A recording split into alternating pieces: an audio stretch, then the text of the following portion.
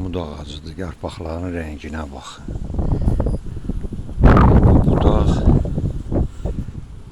Bu budaq gör nə cür dayanıb üfüq istiqamətdə. Bunu özüm əymişəm.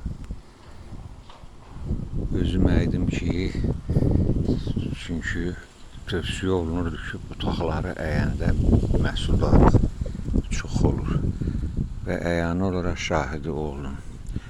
Bax, bu budaq digərlərindən çox meyvə gətirmişdi və digərlərindən tez yarpağı saralmaya getdi. Yəni o gövdədə olan, budaq gövdəsində olan şirəni tam istifadə elədi meyvələrə. Artıq şirə yetərincə qalmayıb, yatmağa getməlidir. Ona görə bu tələsib yatmağa. Bunun özü də müsbət cəhətdir. Ağac vaxtında yatmalıdır ki, qüvvədən düşməsin.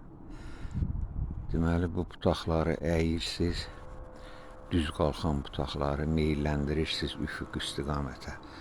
Onda ağacın məhsuldarlığı yaxşı olacaq. Bax, buradan da aydın şəkildə görünür. Aydın şəkildə görünür ki, bu budağın yarpaqları fərqlənir onlardan. O da çox meyvə gətirməsi ilə bağlı idi. Sağ olun, salamat qalın. Bu da bir təcrübədir.